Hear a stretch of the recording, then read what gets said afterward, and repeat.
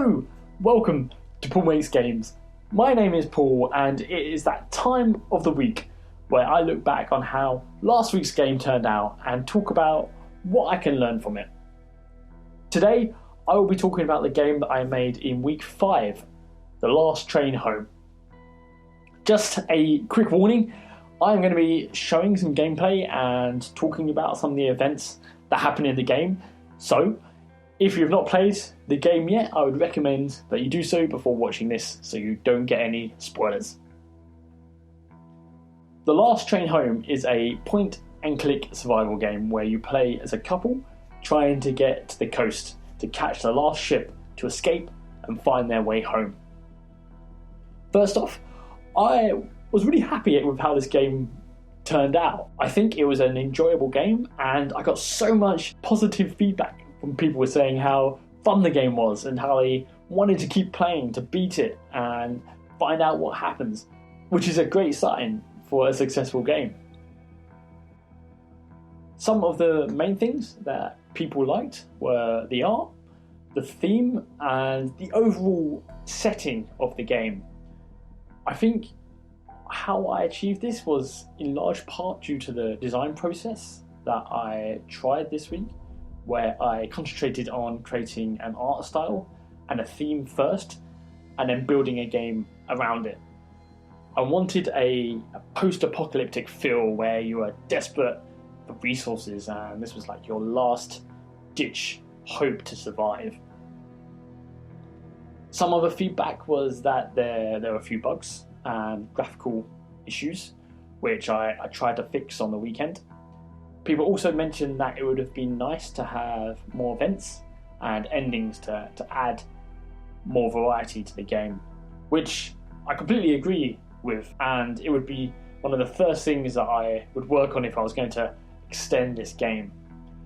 One thing that I wanted to add, which no one mentioned, was a more impressive you beat the game screen. It personally annoys me when games where you have invested time to complete them and then the end game screen almost feels like it's an afterthought. It was not an afterthought with The Last Train Home. I just ran out of time. I wanted to have a pixel art screen where you would see James and Jennifer leaving on this boat. You know, I think that would be a really nice way to round the story off. But instead I had to have just some text that would explain what happened. One thing I want to talk about on the development of this game is what happened with the direction of the game and how it affected the week. Originally, when I created the artwork at the start of the week, this was not the game I had in my head.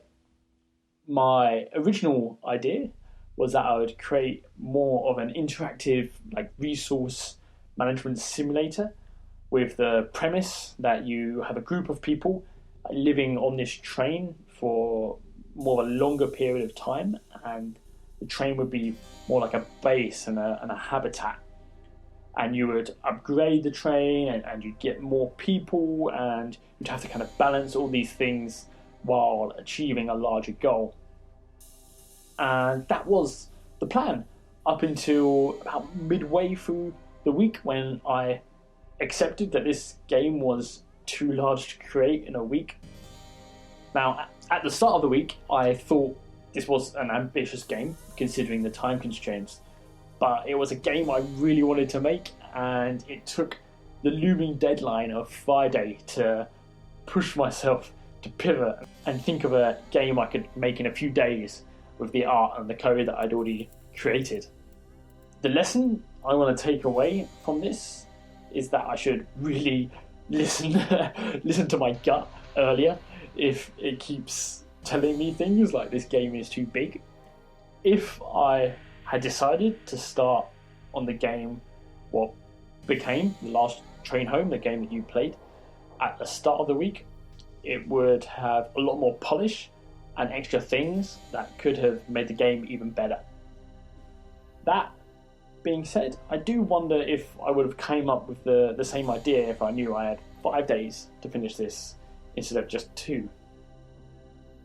Either way, I am taking the experience on board for this week, where I'm aiming to get a simple game finished earlier, then adding more features to it. I'll see how that goes, and we'll see what happens. Thank you so much for watching, and have a great rest of your day.